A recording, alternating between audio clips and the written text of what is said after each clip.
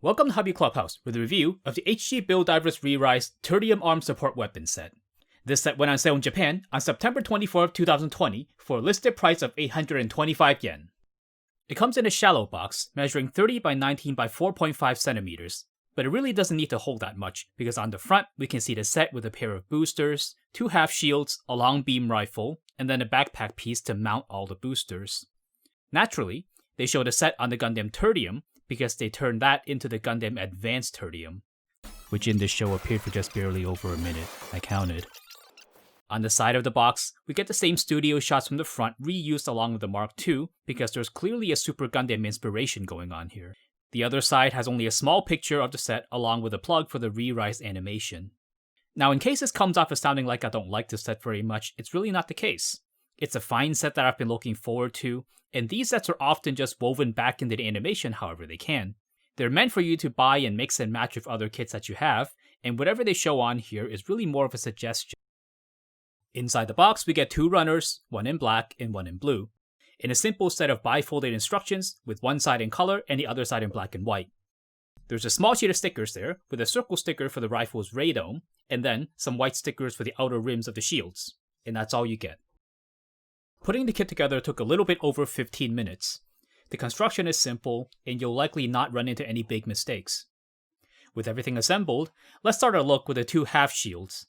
The pointed chins of the shield plus the center line is clearly meant to remind us of the Gundam Mark II's shield. The shields each have a handle that goes into one of the 3 holes on the back, so the height is adjustable. The halves are not exactly the same because they do fit together to make something that's supposed to look even more like the Mark II's retracting shield, but honestly, it looks way too thick and it does look a little bit clumsy. But one thing you can do is mount them into the holes on the boosters where they look like hoods for the gigantic thrusters on the boosters.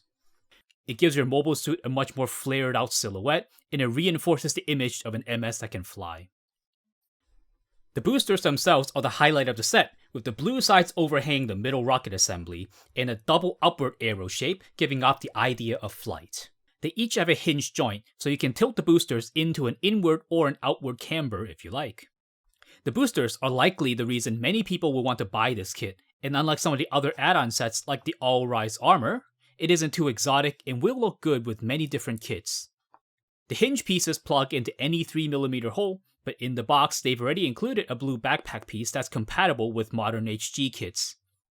This backpack is a nice inclusion, but the holes and the hollowed spaces are very obnoxious and makes it look like a toy.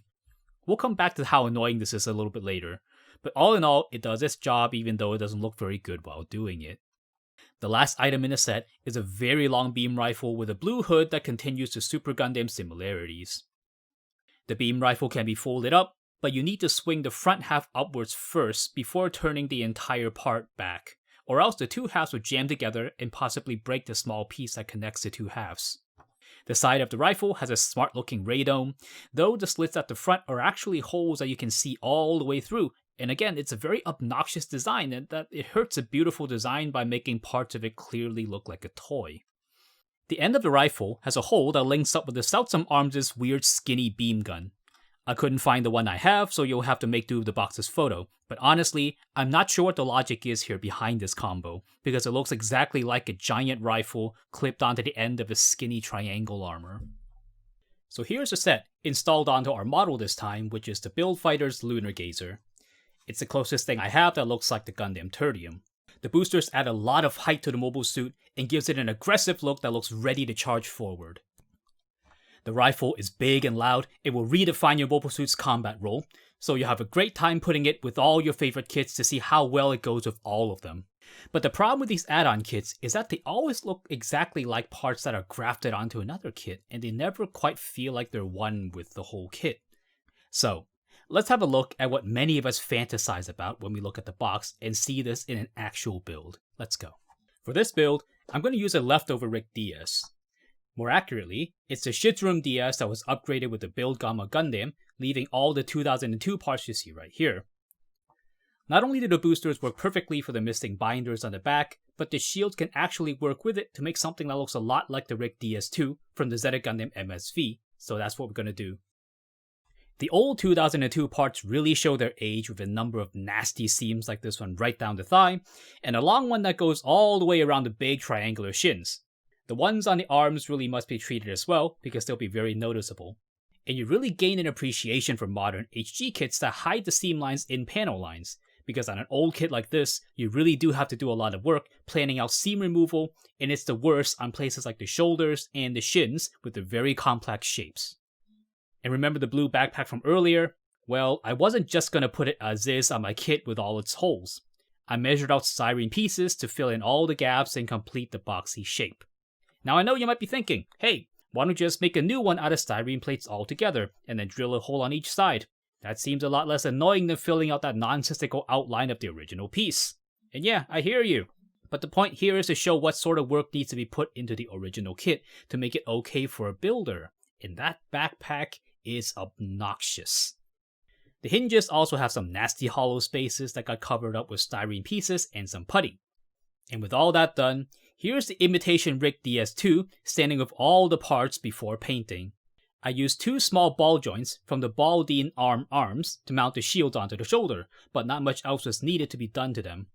The majority of the time really was used to compensate for the flaws of the old kit, but in this form, it's now ready to be painted. I picked the gray Mr. Surfacer to prime the kit.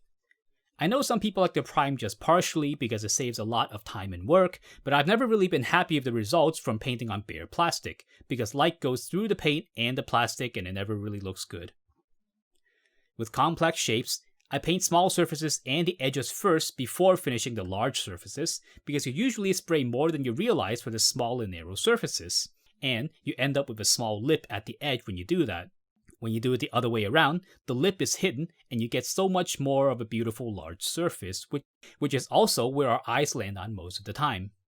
The white of the Rick Dias has a little bit of Mr. Colors' number 42 mahogany mixed in, which is one of my favorite colors to use for adjusting the tones of many colors.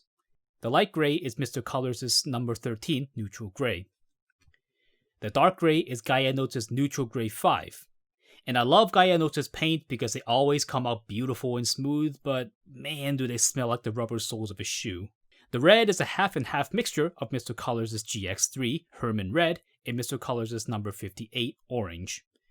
The desaturated blue of the pipes are Tamiya's XF18 Medium Blue. The rifle is my favorite black color of all, Mr. Colors' GX2 Ueno Black. The camera eye gets a coat of clear green paint to give it a nice beautiful sheen. Finally, the kit is top-coated with Mr. Colors' GX113, the matte Super Clear 3 UV cut. There really wasn't much masking involved, and most of it was for the shields, which were all in black. I didn't take any footage of the water decal application, and if anyone really wants to see it for some future build, please leave a comment and I'll make sure to get some for you in the future. But when all is said and done, we have ourselves an imitation Rick Dias II using nothing but retail parts. This here is the potential of the Tertium Arms. It is able to transform your mobile suit and give it a whole new silhouette. It changes the entire visual image, and this is what it looks like when it's fully incorporated into a painted build. In my case here, it helped me patch up a leftover kit, and I'm sure you'll find all sorts of roles for the Tertium Arms in your future builds as well. So that brings us to the Hobby Clubhouse 3-point verdict of the HG Build Divers Re-Rise Tertium Arms. First, the booster and the beam rifle are amazing. They aren't too exotic and will match a wide variety of kits that you may have, but at the same time, they add meaningful visual information to any mobile suit. Next, the shields really aren't too useful. They look thick and clumsy when they're stacked, but even when they're used apart, they still don't look that good. They're best when mounted onto the booster, but maybe you'll find some better applications for them as well, like I have here for the fake Rick Dias II. Lastly, don't buy for the Gundam Advanced Tertium. I know it's how we saw the Tertium Arms in the animation, but it really just barely there and it had no character. If you really like the look of it, of course go ahead, that's fine. But don't do it just because Bandai tells you to on the front of the box.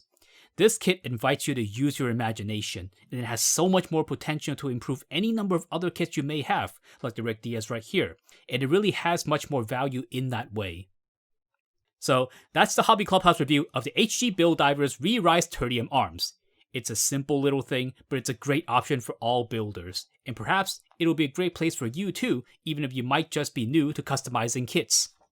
Please like, subscribe, and ring the bell to be notified of new videos from Hobby Clubhouse, and come hang out with us on social media where you get sneak peeks like this Rick Dias build, and I'll see you next time.